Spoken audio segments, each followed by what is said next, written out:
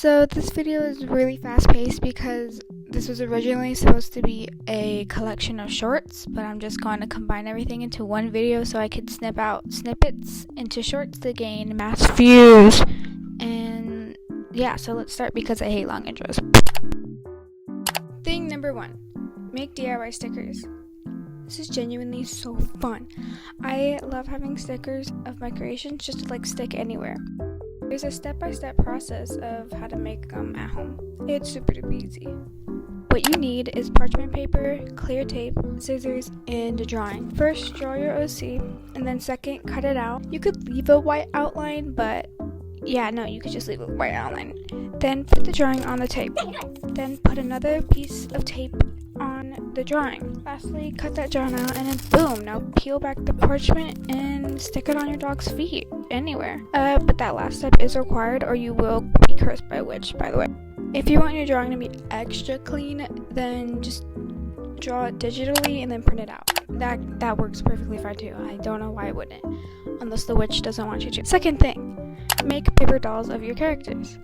So, there are lots of versions of dolls, like flat movable dolls where you could pin the limbs so they can move. This is a super cute and easy way to have your characters.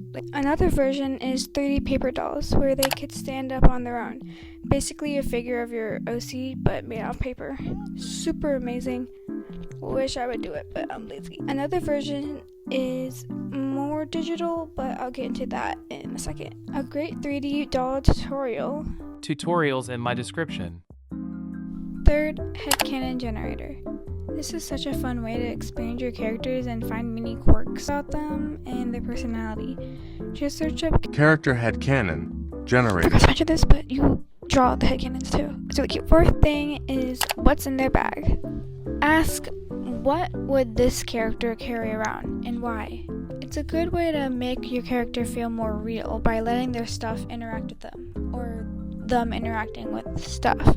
For example, my OC Erin is a rich girl who sneaks out a lot. She has 2 bags with totally different things, one for home life and one for her secret out in the town life. That contrast shows both sides of her personality. This shows her 2 personalities for her home life and this shows the contrast. This shows her contrasts in personalities and her secret. What did I write that? And then draw the bags. Make them flippy to make them interactive if you are drawing them traditionally, like here. It could be a yummy detail in your sketchbooks. Number 5. Find voice claims for your OCs. I think everyone knows what voice claims are, but they are genuinely one of my favorite things to do for my OCs. It just makes them feel so alive, hearing what they'd sound like. Voice claims are when you find a voice in media and selecting it for your own character's voice. For example, I have a short for my OC's voice claims with lines from voice actors I feel fits with the character's personality. So, claiming a voice. Where do you find the right voice claims? Well, there are many ways. That's stupid. First, you could search up specific kinds of voices specifically for your claims, or just keep an eye out for what you're looking for in shows you watch, etc. Credit the sources though, and make sure you know what specific vibe you want for your character's voice. Number 6. Fake text / letters. Do your characters talk to each other? Even better, do they communicate remotely? Then write about what they'd actually say. Like text messages, if they live in a time of texting. If you don't already know, a site you could use is ifaketextmessage.com. Or just go to my description below, it's there too. Or letters. For example, my OCs live in a specific era where texting doesn't exist. So, I write letters as one of my OCs to another.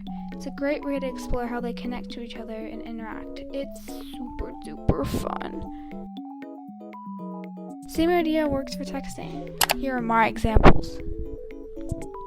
Number 7. Draw them on magazine covers or make fake posters.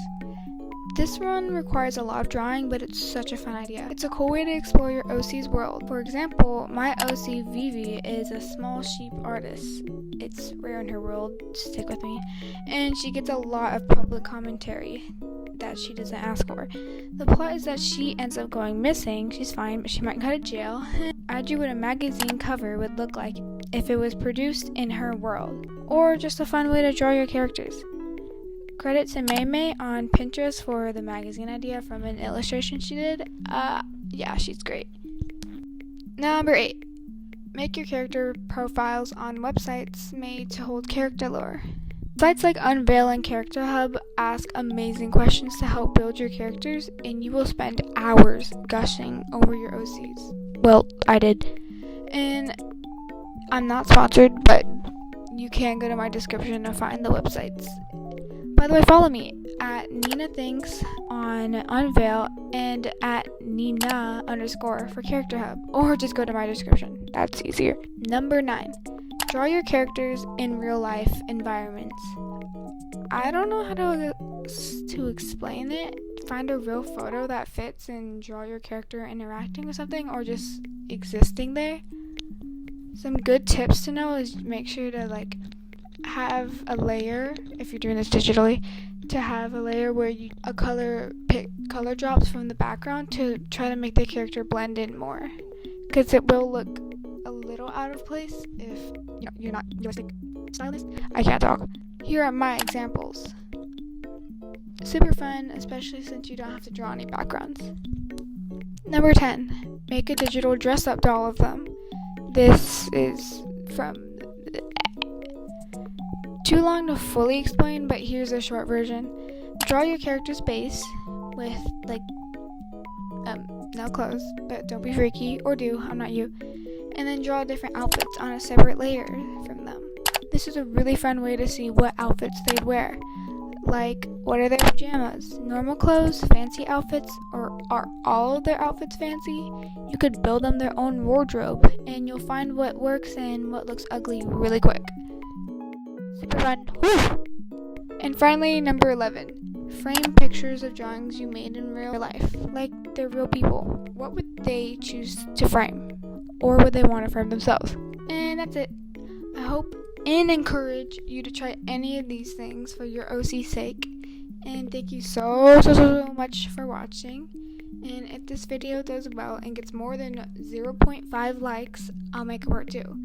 Or if I conjure up new ideas. Thanks for watching. If you liked what you watched, remember I'm Nina, and I think.